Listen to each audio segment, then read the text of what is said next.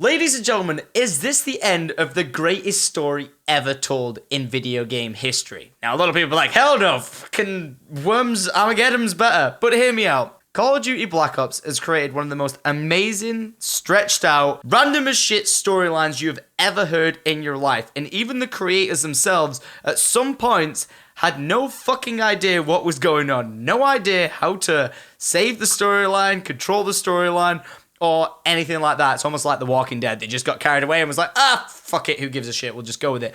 Until now. Black Ops 3 DLC 4 is going to be the ultimatum to wrap up everything we know in Call of Duty Zombie history. Now, there's a lot to see, there's a lot to do, and there's going to be a lot of chaos that's about to go down. And the reason why I'm making this video is because I want to know, is it really going to be the end? If I had to give you an answer right now, I would say 100% no. Activision is the company that owns these goddamn studios. They do not want to see something that makes them so much money just stop. Like, the DLC sales must be so highly affected just simply because of zombies. I couldn't even imagine them in a boardroom saying, okay, let's just stop this. This is stupid. We don't need this anymore. They must make so much money off the DLCs from zombies alone to keep doing this, and that's why they've kept doing it. Yeah, they can release DLC maps for multiplayer, but I'm sure most of the people who buy the DLC is for zombies. Now, we've had 4 seasons of this show, effectively. We've had Call of Duty World at War with 4 DLCs. So look at it like Season 1, 4 episodes. And then we had Black Ops. Season 2, 4 episodes, Black Ops 2, again and again and again. Until now, we're in Season 4, Episode 4, and we're about to see how the hell it's going to go down. So I'm really excited to see what happens, and the reason why I don't think it's going to stop here from a storyline perspective rather than a business perspective is the multiverse. The multiverse was the smartest thing Treyarch could have ever introduced into this entire storyline. At points we were like, why are we over here? What are we doing? Who are these characters?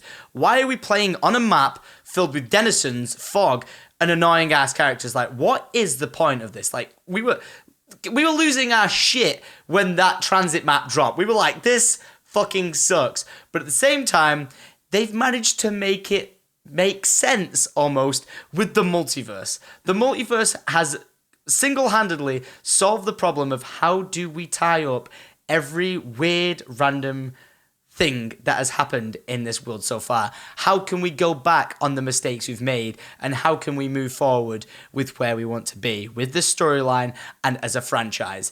And as we saw with Shadows of Evil that dropped, we were like, why are we playing as new characters? How does this lead into everything? Until we completed the Easter egg and saw that the multiverse exists, and Richtfin was being a motherfucking badass, jumping through, making happen what needs to happen for him to wrap up to DLC 4 and secure an end final point for him and his team and the Treyarch guys who've been following this the entire damn way. It keeps the team at Treyarch happy, it keeps the advisors happy, keeps the board happy, but at the end of the day, it keeps the fans happy.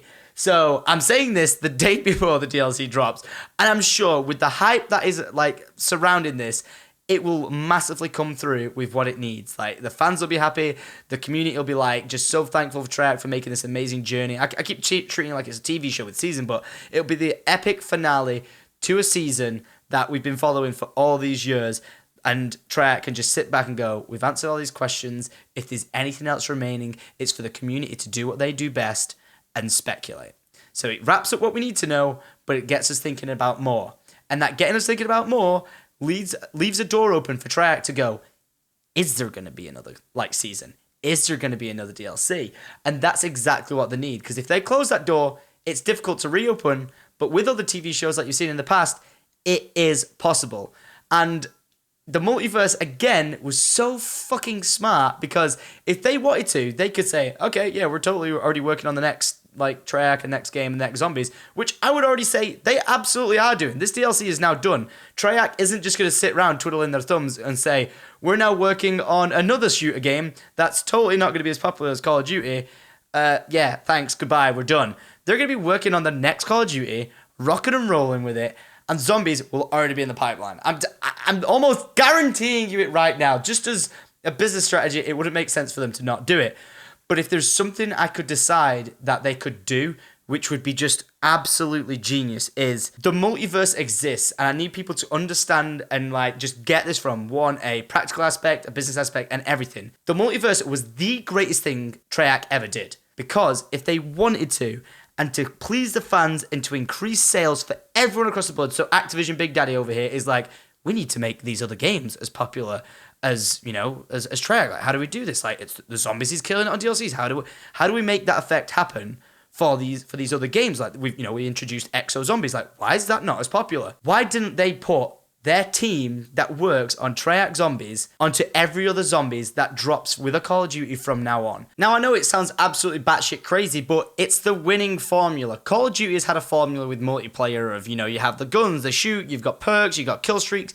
That is the winning formula. We've seen with Exo Zombies that wasn't the winning formula, and we're about to see another iteration of that actual thing with space zombies and like zombies in space line, whatever you want to call it. We're about to see that again, and I hold my hands up, like it could be their own version of doing it, and it could be absolutely perfect. They could say, we don't need these annoying things, we've learned from our mistakes, but at the same time they could go, all right, this is actually in partnership with Treyarch almost to create something so successful that will keep the fans around, buying the DLC every 3 months, and every year when a Call of Duty drops, the fans will know that their beloved game mode is in safe hands. It could, in one effect, say, oh, it limits zombies, they always stay with the same team. But no, they could collaborate with the actual developers and campaign guys from all the other studios. But we always know we're inside the multiverse of Treyarch Zombies. They created this bad boy, they create this baby, and then they can always take a nod to each other. Like, we could be playing in this multiverse, and all of a sudden, Richtofen appears and he's like, oh, sup? Oh yeah, wrong place. I'm just going. Kind of like how we did with Shadows of Evil, but it can happen like in all these other games. And the storyline doesn't have to massively tie in. And if it does, it makes perfect sense for Treyarch to be able to wrap around and go, oh, this other multiverse that was actually occurring at the time got fucked up because of this multiverse and this universe, and like everything else can then cross over to allow them to keep continually making new things happen. If you watch Rick and Morty, it's the perfect example of how, hey, everything's going smoothly, but then you're like, oh right, they fixed it because of multiverse reasons, and then you go back in time and change it, but who's to say because you went back in time and changed it, someone else can't go back in time and change something you've already done. That's the whole purpose of the multiverse. Being able to control the multiverse is pretty much near impossible. We're talking about these Apothicons being the highest and greatest species, or like, things in existence to control everything. Who's to say they're not? Who's not to say there's something different? And that is the power of a multiverse. There's nothing more powerful and as kind of an scapegoat for a writer and a studio or anything to implement, because the multiverse always gives you the way to take back a decision you've made, go back in time, go into the future, and just do anything you want to create a new storyline.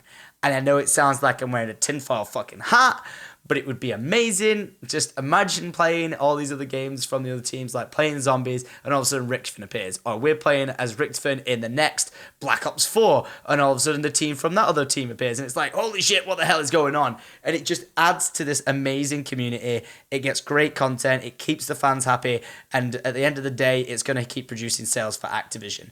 I know I sound batshit crazy, but that is what I think could happen. And what would happen, it's the perfect winning combination, which at the end of the day, even though the fans want amazing gameplay, Activision wants sales more than anything. So that's what I see happening. It's a really, really long shot, but if it does, fucking told you, bitch. If it doesn't, then I'm putting my tinfoil hat back on, and in the morning when I wake up, I'm playing the new DLC. So fucking yeah.